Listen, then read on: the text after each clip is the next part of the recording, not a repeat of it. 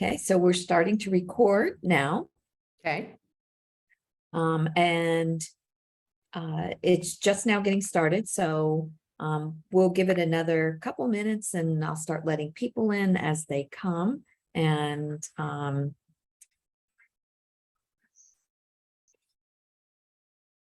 See, so I'm not sure if we're in the right, because someone else from your team is able to join as a speaker. yes, she just joined. I'm going to withdraw her. Okay.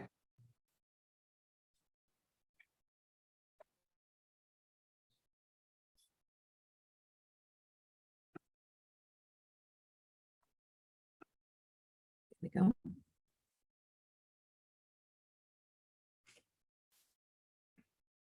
Yeah. So we're definitely live. Yeah. We are live now. It's 1 o'clock. So as people come in, I will let them in. We are missing 2 people from our panel today. And I'm sure they will be joining us shortly. But for those of you that are used to seeing Karen, Karen is actually in another meeting right now. So I am Cindy Chandurkaz, and I'm one of the new VPs here, or I'm the only VP for the Accessory Council. We have a lot of great things coming up on Monday. Make sure you look out for our new member email that comes out Monday, and we're excited. We have quite a few new members. Hold on 1 second. I see it.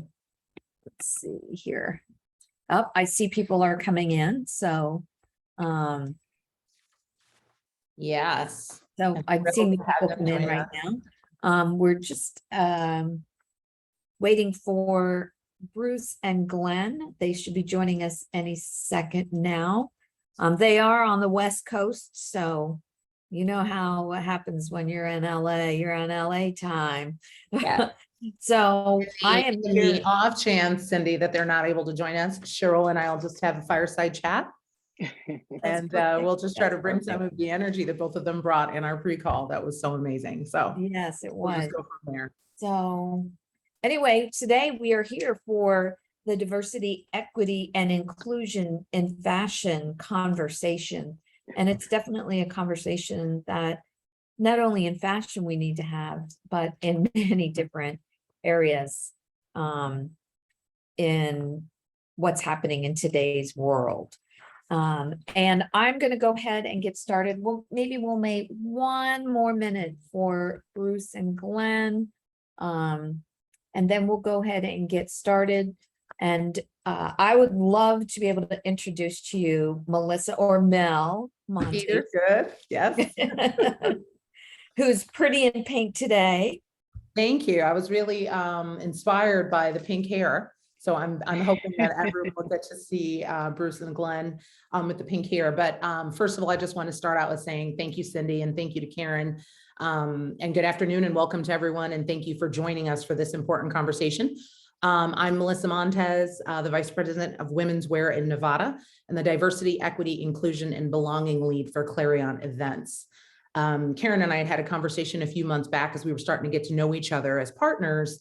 And she really illuminated her opinions on how important these conversations were as well in the space. And I talked to her about my DEI background.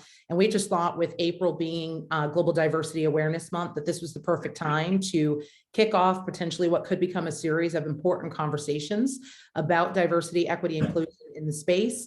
And also to give an opportunity to give a call to action to allies or those who want to continue to help make this entire space more inclusive. So again, super excited that we were able to partner on this, and just the energy in the pre-call made me more excited about it. So I think without further ado, we'll just go ahead and get started. And if the guys are able to join us, they can. If not, Sherrill, we've got our fireside chat. So all right. All right, Sherrill, so please introduce yourself. Tell us about MinkeeBlue, this fabulous brand, and how it started. Yeah, so thank you guys so much. I really love being a part of this community. Thank you so much, Karen and Cindy. Oh, I've been a member of the Accessories Council while you were speaking, Mel. I was trying to figure out how many years. It's been a minute. I want to say 6 years. Oh, Karen has been wonderful. I'm a graduate of the Philadelphia Fashion Incubator at Macy's.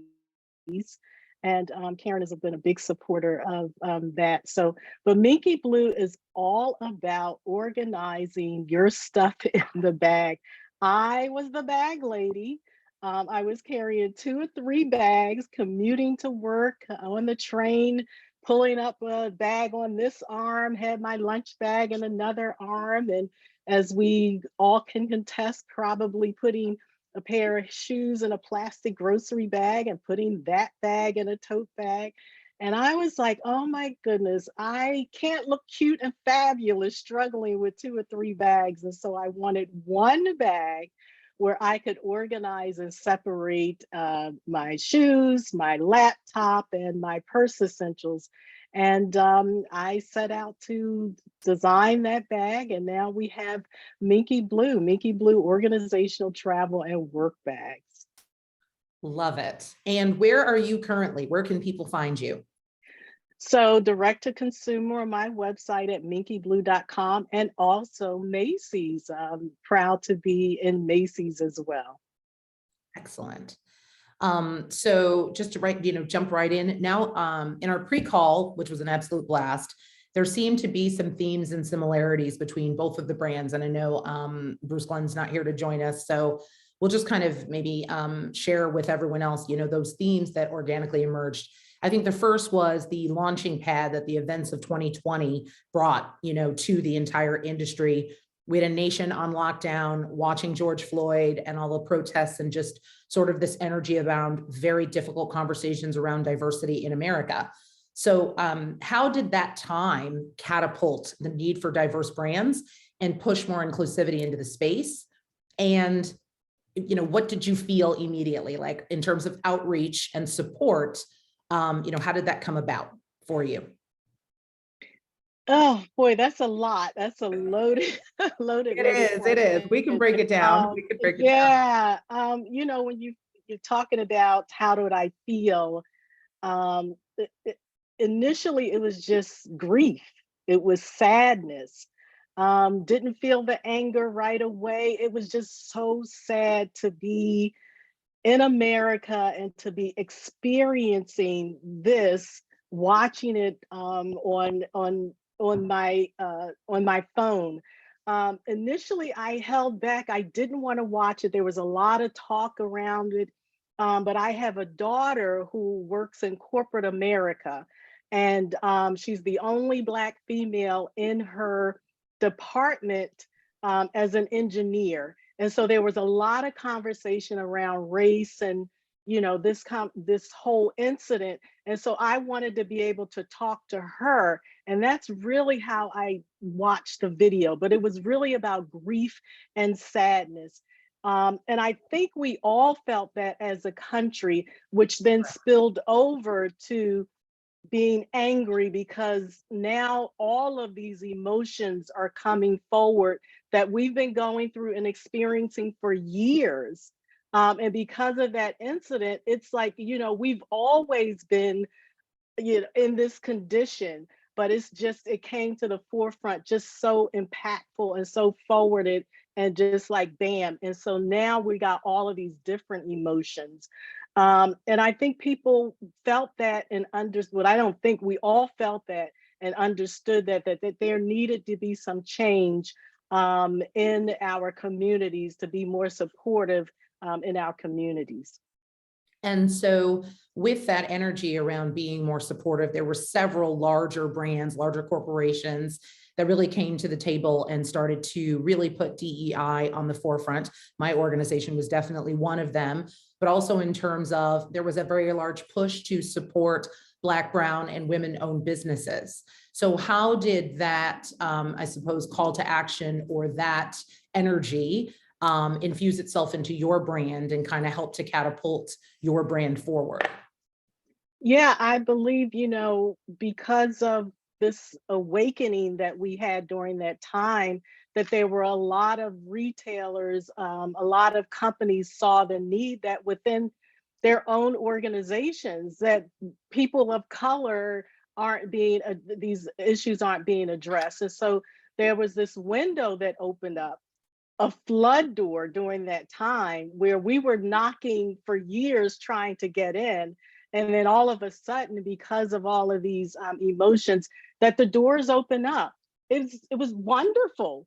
And I'm going to say it was, because there's been some shifting going on, but it was wonderful. There was so many opportunities that we were able to take advantage of with regards to um, grants funding. There were a lot of grants available during that time, a lot of learning opportunities, workshops, incubators, learning the retail model, how to get in the retail. So it was a great opportunity for us to take advantage of. And I certainly did apply for grants, and it was a part of a lot of different groups supporting Black and Brown and women-owned businesses. So it was great. Excellent. I know, if the twins were with us today, they would share what they had shared with us in the pre-call as well, that for them, it was very much the same energy. And I believe what they had shared with us is that they had gotten a lot of support from Saks, and that relationship has continued on. I think one of the interesting points that you had made when we were having this conversation was that the first step was that there were all of these grants, and that it was wonderful to get the grants. I know I spoke briefly with you about one of my girlfriends who had also taken a woman-owned business grant during that time. But I loved what you had said about the difference there between sponsorship and mentorship. And I think that was one of the things that you really broke down in that pre-call for us about.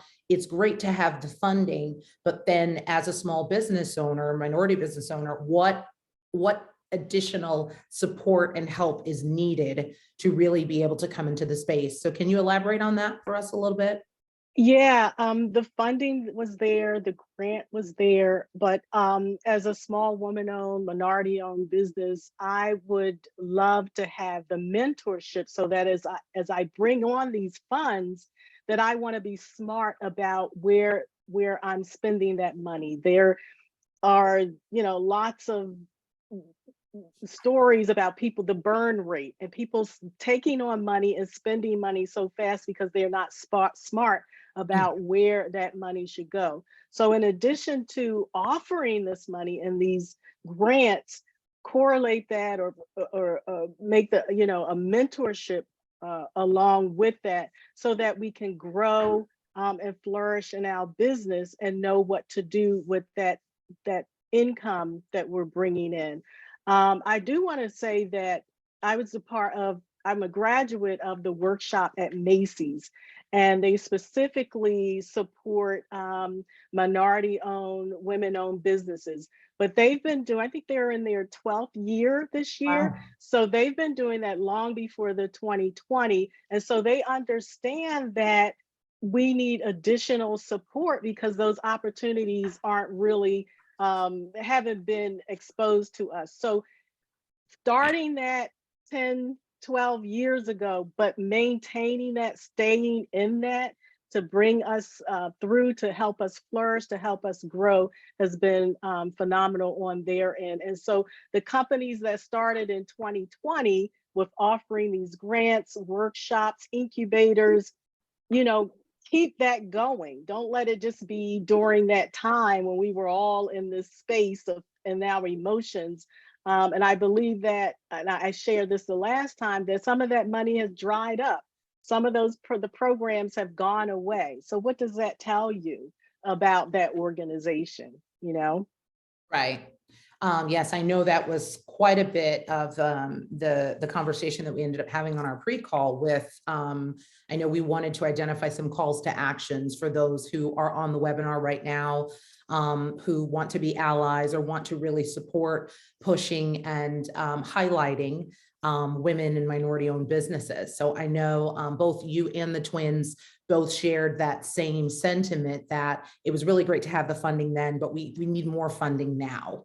And to kind of continue that same energy as we're continuing to move forward, you know, past the pandemic, past all the events that happened with the pandemic, and we're really getting back to business. Yeah, the funding and the mentorship. Yeah, yeah. Yes, especially the mentorship piece. And, you know, with looking at that, we also kind of had a conversation around what kind of advice we would give to the next class of, you know, business owners that are coming into this space. You know, what words of inspiration would you give them? And what could you tell them about your journey that would prepare them for what they have ahead?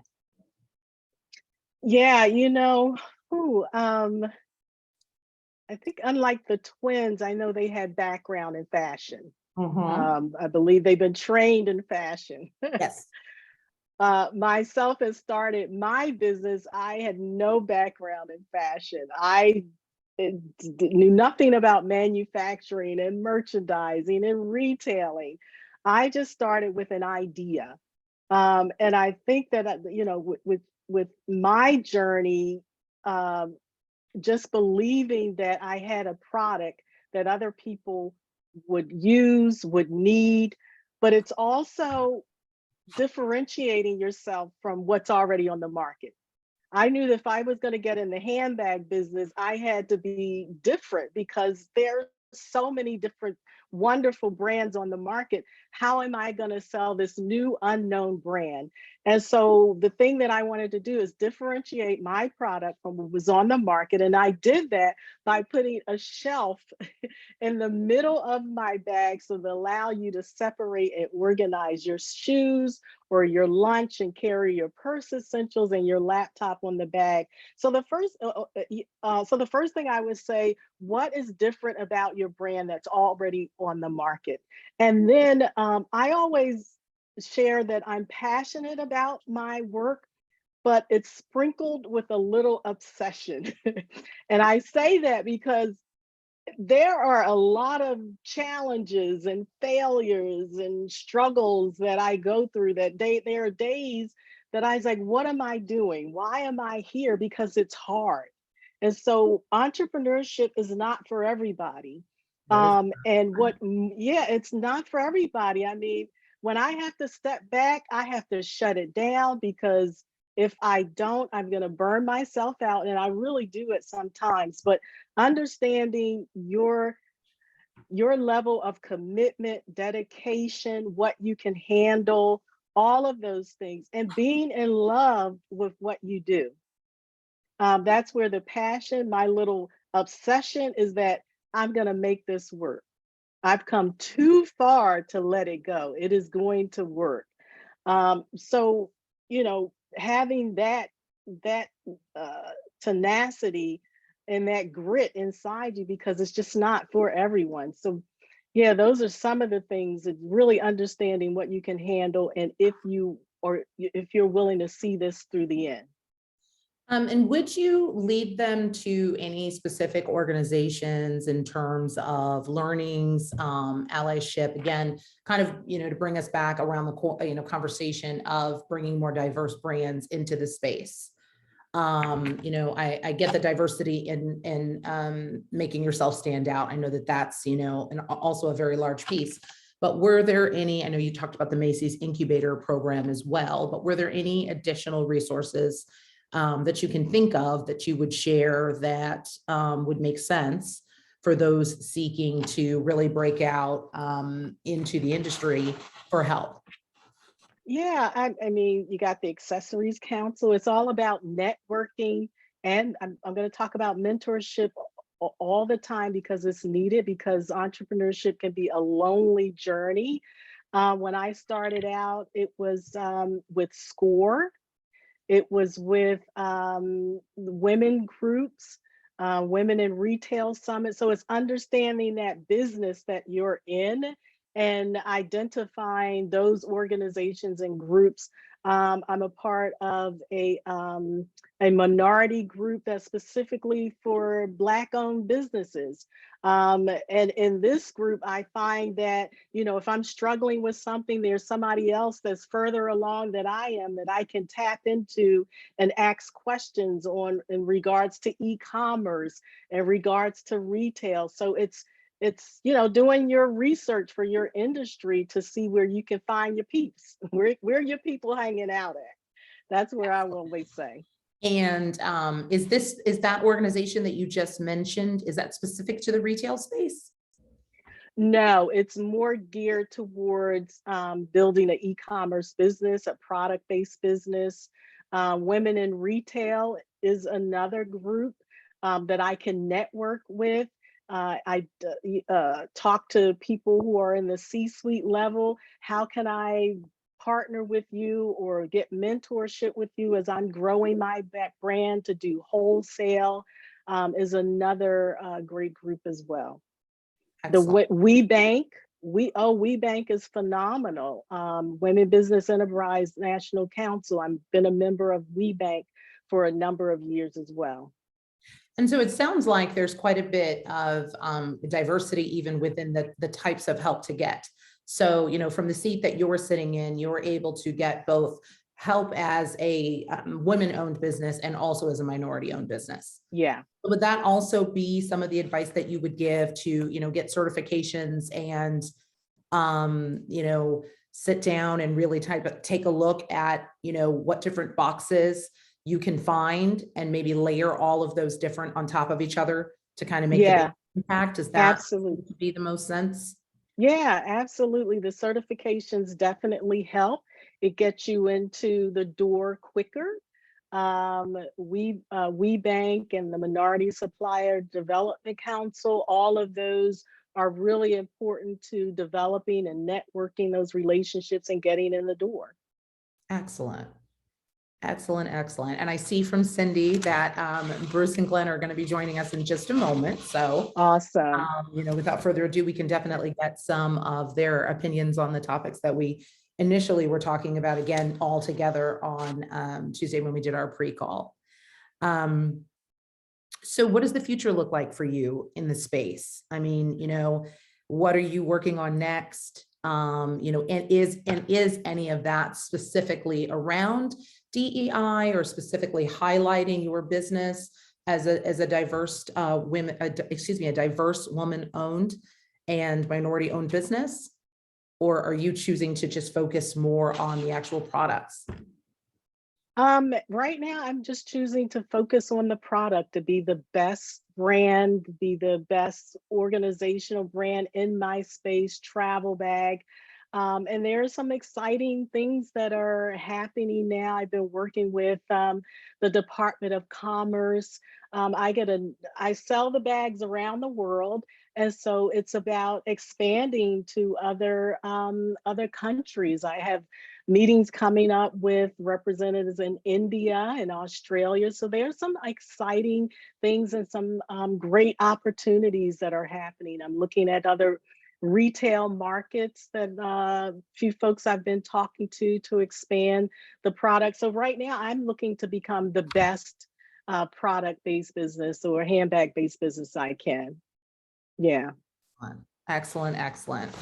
And do you find, or have you found, are there meetup events or are there, you know, specific retail events that are catered specifically to different diverse groups? I know my designer friend that I had mentioned earlier in our pre-call just attended a very large Women in Retail summit. So do you find value in those as well? Yeah, I'm absolutely. It's all about the networking. It's getting yourself in front of people, getting people to know about your brand. I was at that summit last week. Yeah, I was at that summit last week. So it's awesome. I took advantage. There's another group associated with women in business. It's called Top Shelf in Retail. That's specifically geared for Black-owned founders. So I look for those opportunities because, you know, it just brings on more opportunities, but absolutely, there's a lot out there. So doing the research to find where your people hanging out at. Excellent. Cindy, I'm sorry. Yeah. Yep. So we do have a question here. Excellent. It says, as a woman entrepreneur, I still do feel that it's harder for me to get funding. Part of that is because I was out of the traditional workforce for so many years. So I have very little collateral to secure funds. Have you faced this, and how do you navigate that and get to the proper banks or investors? So I don't have any investment funding at this time. I'm starting that journey. Yes, it has been very difficult getting funds as I grow my business. I would suggest that you develop a relationship with your local banker. Again, I think I talked about relationships, but when you are banking locally, and that's where I was able to get my first loan, because my banker, the manager at my bank, knew me by first name. I'm going in there, I'm sitting down, I'm talking to them, I'm sharing what's happening in my business. And so when you have that relationship, you know, it's not easy, but it makes it easier for you to have the conversation about your needs. So I would suggest that, number one, to have that relationship. Then there are some other things that you can do with crowdfunding. There's I Fund Women, that's a platform for crowdfunding that specifically supports women-owned businesses. So those are the two places the two things that I would start in raising some capital. And what were those two again? So I can put them in the chat, because also I'm not sure if it's my Wi-Fi that's bad, or if it was used. Can you tell me those two again? I Fund Women. I think it's Okay. ifundwomen.com, but it's a crowdfunding platform that will help women-owned business raise money to fund whatever that is that they want to do. In addition to, you've heard of Kickstarter and Indiegogo. I Fund Women is similar to that. It's been years since I've been on that platform, but I'm pretty sure it's still the same, but it's very similar to that platform, but it's specifically for women. And then the other one is really developing a relationship with your local bank, or wherever you bank, start going in there and talking to them about your business. If it's not, you know, $25,000, maybe it's a $5,000 loan or a $10,000 loan, but I would start there. So I have a question that just came in through text from my girlfriend, by the way, who says that she was next to you at. So it seems like we must have had this pop up right next to each other. So the world is really small. But the question that just came through on text was, so what does a completely diverse retail or fashion industry look like? Like, where are some of the not so obvious blind spots that we might have right now?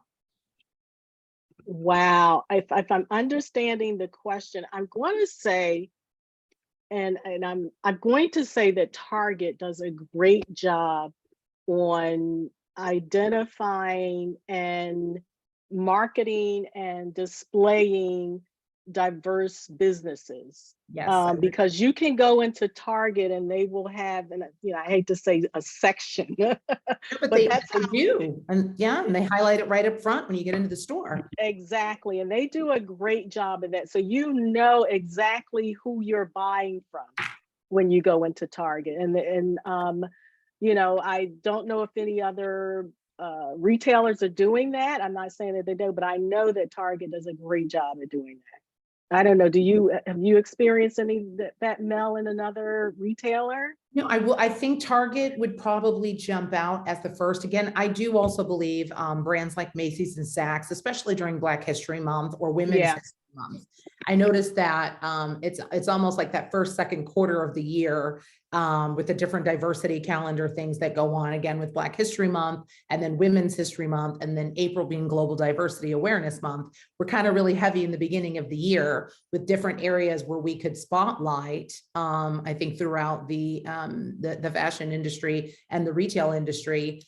So I think it also begs a question for us. How do we keep that energy going throughout the year? How do we continue to amplify voices and tell stories? And I know that Cindy and Karen and I have some thoughts about continuing this going and being able to highlight different brands and really give potential allies an opportunity to come to the table and give support.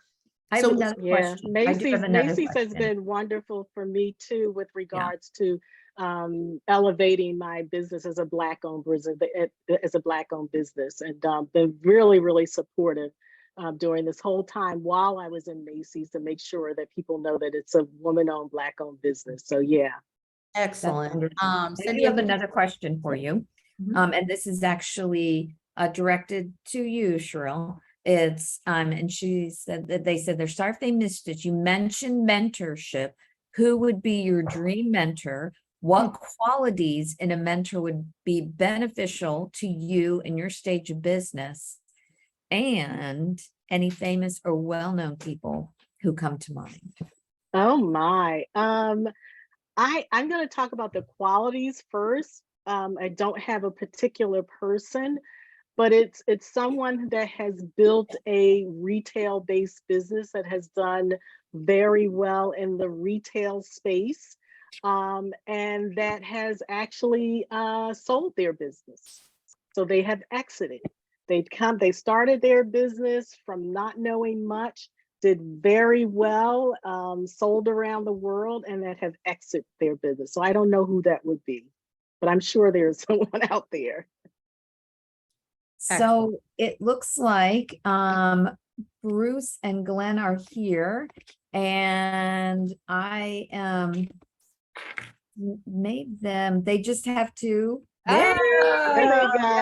All right, thank you. Hey guys, heart out tardiness.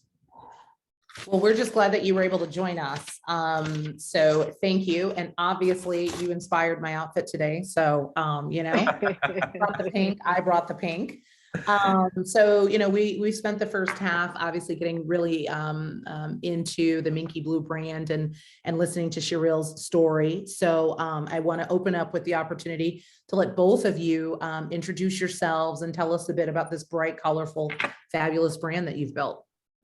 I'm Bruce. And I'm Glen. And together we're BRUCEGLEN. We started in 2006, right out of college. But in between our sophomore and junior year of college, we got an internship in New York City with House Clarion. We couldn't afford to go back to school. We stayed in New York City. We got hired. And we also started our brand around that time. And I remember my cousin, David, who we were living with, we were sleeping on his floor during that summer for our internship. He says, Bruce and Glen, you guys got to start your business. And we're like, yeah, maybe when we get some capital or some funding or something. And he's like, no, you got to start it now. And we wrote a business plan. And as soon as we finished the business plan, we got an opportunity to get some money from an angel investor, and we started BRUCEGLEN in 2006. But we didn't know anything. We didn't know what we were doing. We had no experience starting a fashion business. We had started many businesses as kids. And so I guess long story short, we've had lots of ups and downs, lots of stops and starts, and we restarted again in 2019. And it sort of brought us to where we are now. And that was right before the pandemic hit. And then we started feeling like we were kind of getting some traction at that point. And then the pandemic hit, boom.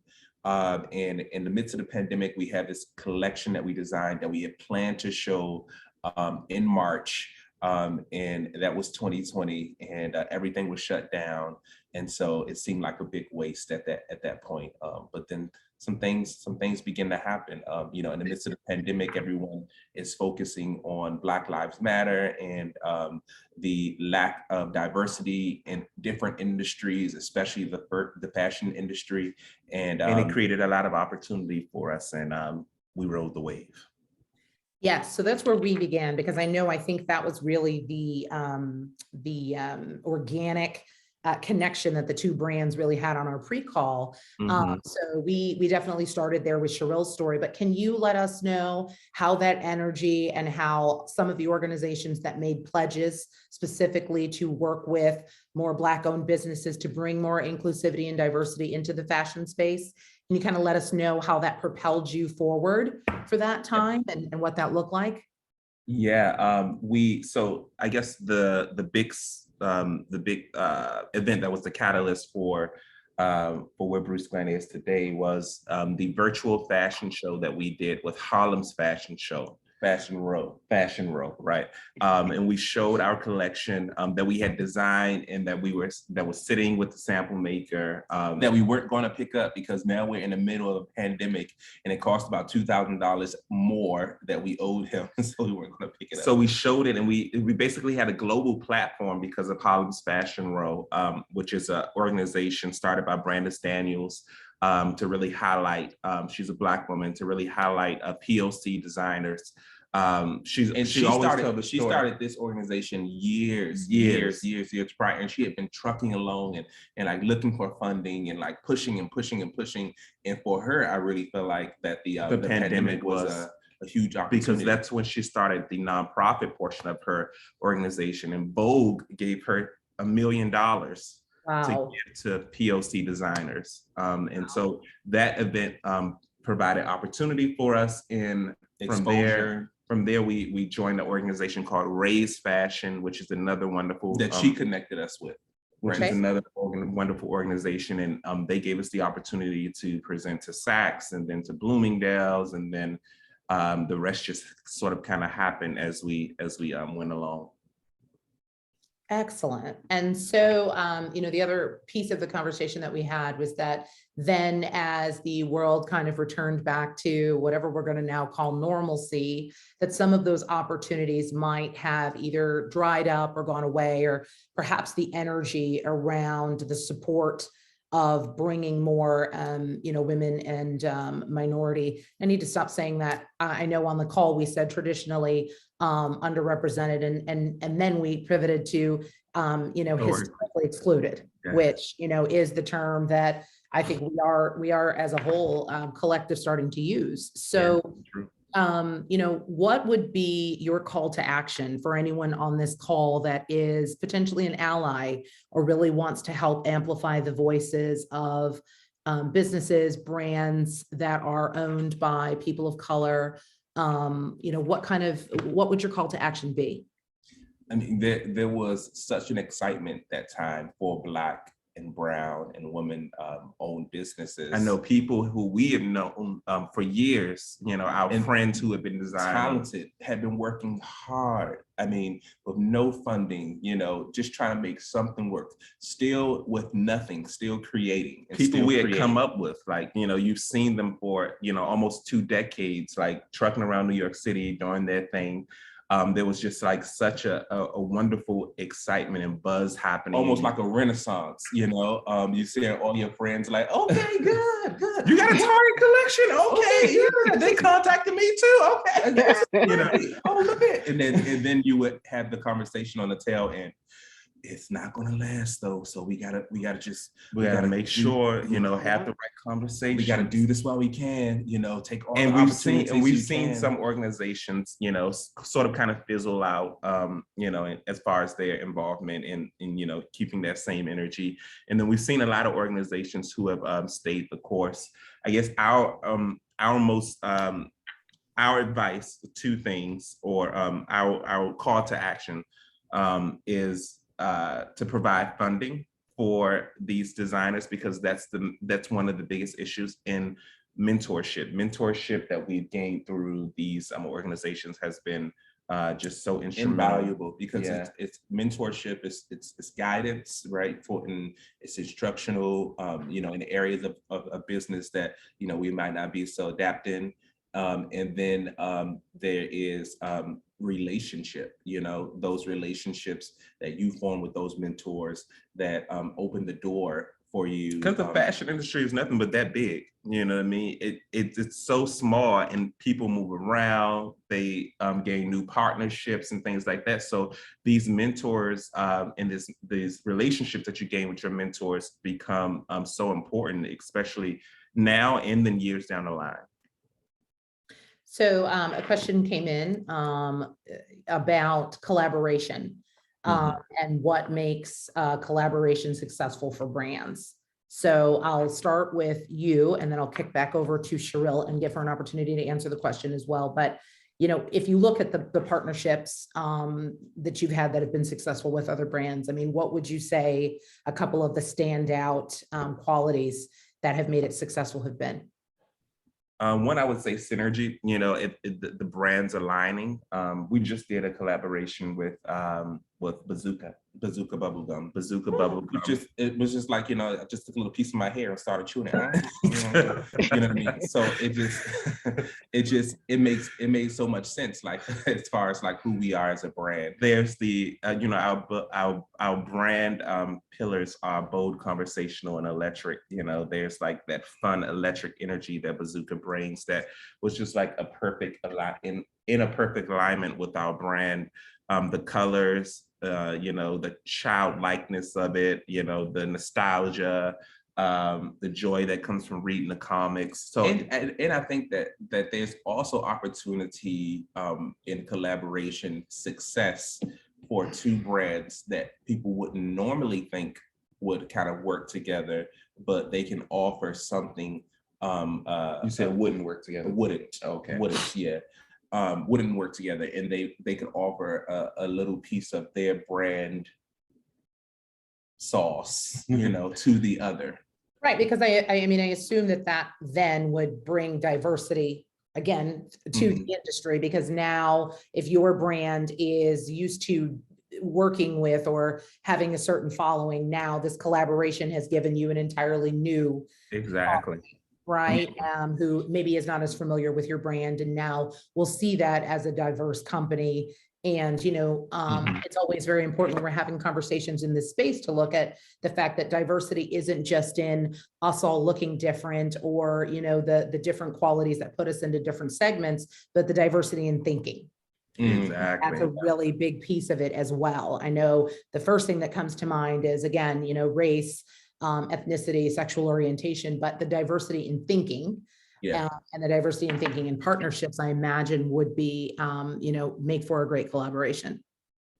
Another one of the questions, oh, excuse me, Sherrill, I'm so sorry. Oh no, I'm enjoying Bruce and Glen. For you, what would make, what do you consider that makes a successful collaboration for brands in this space? Yeah, it is aligning with what makes sense for your brand. So I don't have anybody on the call that wants to do a collaboration. I would look for a travel company, maybe a business, a woman-owned business that do maybe leisure or work-related clothes would be a good brand, or a shoe collaboration, something that could, because my bags are about travel, work, organization. So any of those, so the synergy would align. Excellent. Excellent. BRUCEGLEN, when we were starting the call as well, we also asked the question that we talked about on Tuesday about advice for the next class coming in. Advice for the, you know, the future, trying to come into this space and not only be included in the space, but be able to truly find themselves a seat at the table, earn themselves a seat at the table, push for it. So what advice would you give? You know, what steps would you tell them to take to, you know, successfully get into the space and navigate it? I would say we always tell people, one, to continue dreaming. Okay, I know that sounds like ooh, you know, and to keep creating. We you probably would, like, if you know, look up things, you probably hear us tell this story, and we'll make it really quick. But I remember since we've been on this for about 16 years. And We at that started in point, 2006. at that point, we were doing it for 13 years. We launched this clothing line that was a disaster because we really did not know what we were doing. Like stuff didn't fit because we changed fabrics at the last minute. Everything you could think of went wrong. And then we did that for a couple seasons.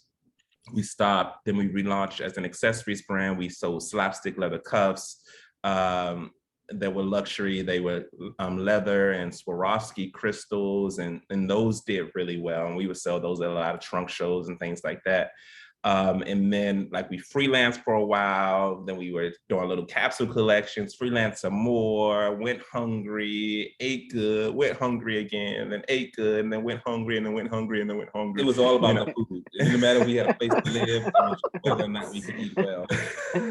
And so I remember we had just decided, not outright, but I think internally, you know, that we were done with like So trying to do our own started thing. putting my resume out. Yeah, I for was jobs. like, we got to find a job. You know, I'm gonna find him a job. I'm gonna find me a job. I'm gonna find us all a job. You know, and so you need a job too. We'll find you one too. Okay, give me your resume. and so I put out Bruce's resume.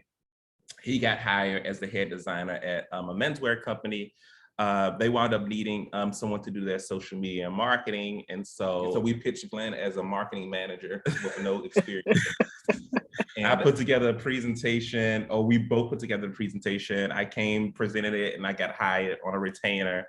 I wound up working for the company full time, and we were making great salaries, and we were comfortable, you know. And we had decided like, okay, we're putting everything into this company now. Right. We're gonna be the CEOs of this company. They're gonna get the best that we got. Right. know? And we did. We gave everything. And I remember one day we had left out the house at separate times. We had both spent time, you know, just praying and talking to God. And we had met up for lunch. And I said, Bruce, I feel like God spoke to me and told me something. And I said, wow, that's something. I feel like I heard something specific this morning too when I was getting ready. And then we both looked at each other and said, Don't get comfortable. And so, long story short, okay, and I'm making it's and you probably say that you already okay, and so we realized that we had gotten comfortable working for someone else, and that we had stopped dreaming, and we stopped dreaming about, you know, BRUCEGLEN and all the things that we had wanted to do for years. And so at that moment, we decided that we were going to pick it back up, and that's when we designed a handbag that sort of gained traction. That was 2019, and then we designed a full collection that we were going to show during the pandemic. That we were going to show during the pandemic, and that was the collection that launched everything for BRUCEGLEN. So if we had stayed comfortable and stopped creating and stopped dreaming, we would not have been prepared for the opportunities that came during the pandemic. So I always tell people, continue dreaming and always keep creating, because opportunity can come at a time you don't think, and you need to have something prepared for that opportunity. I think that's advice for everyone, not just in the fashion industry and not just the next class coming up. I think that's just amazing advice for everyone. Thank you. I know one other area that we wanted to touch on was just sort of the overall disparity. I know that I think it was both of you that had mentioned back when you were discussing the angel investor that had come in, and then the beginning of your relationships with Saks and everything else. But when you were taking a look at just overall the disparity of wealth within the fashion industry and what that looks like for people of color as opposed to non-people of color. Mm-hmm. So can you give us a little bit of color on, you know, what you were able to see, and honestly, how you did not let that deter you from driving forward? Because I think that's another piece that we need to look at. The statistics are what the statistics are, but obviously something needs to propel past that. So it's just been faith, honestly, because you know, I can't attribute it to anything else. I could think of my mother, you know what I mean? And my mother, this might have been bad for a lot of reasons and just like good for a lot of reasons. She would just plow forward, do things, and like say, the money will come, baby, come on, let's go. You know what I mean? And she would just grab out, the money will come on, let's go, boom, like that. What we were talking about on our pre-call was that when an African American starts a business, or a person of color Statistically, statistically, they have about $25,000 available to them in capital, you know, and that could be through loans, that could be through family, Savings. angel investors, savings. And then as opposed to when a white person starts a business, they have about $325,000 available to them. And this is statistically, you know, and that could be through family loans, that could be through a little trust that have been set up. It could be through, you know, the house that their parents have, and that their parents are willing to you know, go on a second mortgage for your dream, you know. Whereas, you know, maybe an African-American household or POC doesn't have those things. And so in a good place to look at for a lot of these statistics are on 15% pledges, even their Instagram and their website, they have like statistics out the wazoo that are just staggering. You're like, what? You know, no wonder we don't. When I read the statistics, I was like, that's why we didn't have, okay, this makes a lot of sense now. You know, that's why we was praying and struggling. No, but I think for us, it has just been to, again, just to like plan and dream and to put it out there, you know, to design. Even like now, even we're in the midst of the business, we're doing it. We put out a collection each season, and then some of those seasons we get up to it and we're like, I'm like, ooh, let's keep designing, just keep designing. We'll get it. We'll get it. I mean, last Fashion Week, we were like, we're having a show at Spring Studios, and we didn't know how that was going to happen. On the first day of the new year, we were having this conversation, just walking. Like when we walked over here to Target, and then we walked by. We said, "Don't worry, it's gonna happen." And the very next day, we get an email. Now, I'm not saying we're not just like wishing on a star. You know, we had sent emails, we had asked people, we had, you know, like tapped all our contacts, said, "This is what we want to do. This is what we want to do." We put in the work, you know, and sometimes a little too much work. We work a lot, you know. So hard work, you know, does it too. But on the second day of the new year, we got an email from someone over at IMG who said that IMG was partnering with Afterpay, who handle the shows at Spring Studios, but they were partnering with Afterpay, and they were looking for another designer to add on to their sponsorship. And we said, what? Like, I was sleeping in my room, and then Glenn was like, Bruce. You know, we have a loft, so like my room, like the ceiling comes halfway, so I can hear everything. Bruce, and I said, what? And he said, did you look at the emails yet? And I said, no.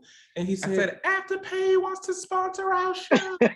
And I went back to sleep. And I was like, oh, wonderful. And I went back to sleep, and I woke up and I said, Glenn, was I dreaming, or did you say that Afterpay wants to sponsor our show? And he was like, no, they want to sponsor our show. And I was like, okay, well, we got the venue, but we need some more money. And then, you know, they sent back another email, said, we're going to give you an extra so-and-so in order to, you know, to produce the show. And I was like, oh my goodness, thank you, Lord. I said, but we need some more money, you know.